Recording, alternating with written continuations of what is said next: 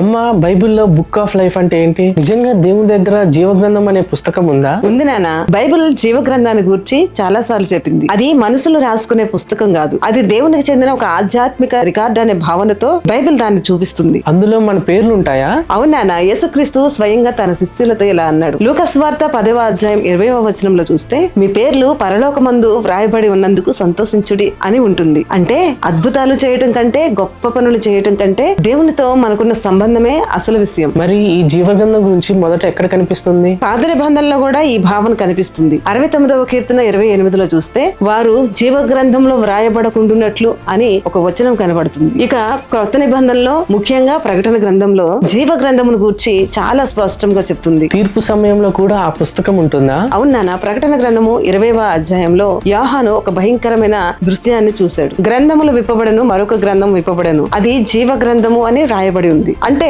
చివరి తీర్పు సమయంలో జీవ గ్రంథం ప్రస్తావన వస్తుంది. ఆ తర్వాత 15వ వచనంలో ఇంకా సీరియస్ గా చెప్తుంది. జీవ గ్రంథమందు వ్రాయబడిన వాడు కనబడకపోతే వాడు అగ్నిగుండంలో పడవేయబడును అని వ్రాయబడి ఉంది. అందుకే ఇది కేవలం ఒక బైబిల్ మిస్టరీ కాదు, ఇది మన నిత్య జీవితానికి సంబంధించిన విషయం. అయితే జీవగ్రంథంలో నా పేరు ఉందో లేదో నేను ఎలా తెలుసుకోవాలి? బైబిల్ మనకు ఏదైనా ఫిజికల్ బుక్ చూపించి ఇదిగో నీ పేరు అని చెప్పదు, కానీ అది మన దృష్టిని యేసుక్రీస్తు వైపు తిప్పుతుంది. మొదటి యోహాను 5వ అధ్యాయము 11వ వచనంలో చూస్తే, దేవుడు మనకు నిత్య జీవం ఇచ్చాడని, ఆ జీవం ఆయన కుమారునిలో ఉంది అని చెప్తుంది. అందుకే ప్రశ్న కేవలం నా పేరు జీవ గ్రంథంలో ఉందా అని మాత్రమే కాదు, దానికంటే ముఖ్యమైన ప్రశ్న, నేను యేసుక్రీస్తులో నిజంగా ఉన్నానా అనేది. అంటే మనం ఈ లోకంలో పేరు సంపాదించడం కంటే దేవుని దగ్గర మన పేరు ఉండటం ముఖ్యమా?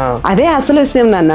ఈ లోకంలో మన పేరు ఎంత గొప్పదైనా ఒక రోజు ఆ పేరు ఇక్కడే మిగిలిపోతుంది. కానీ దేవునితో ఉన్న సంబంధం అది నిత్య జీవానికి సంబంధించింది. అందుకే లూకాసు వార్త 10వ అధ్యాయం 20వ వచనంలో యేసుక్రీస్తులా అంటున్నారు, మీ పేర్లు పరలోకమందు వ్రాయబడి ఉన్నందుకు సంతోషించుడి అని. అమ్మా, నిజంగా ఆలోచిస్తే ఇది ప్రతి మనిషి తనను తాను అడగాల్సిన ప్రశ్న కదా. అవునానా. ఈ లోకంలో నీ పేరు ఎక్కడుంది అని కాదు, దేవుని దగ్గర నీ పేరుందా ఆలోచించండి, యేసు వైపు చూడండి. ఈ విషయంపై మీ అభిప్రాయాన్ని కామెంట్ రూపంలో తెలియజేయండి.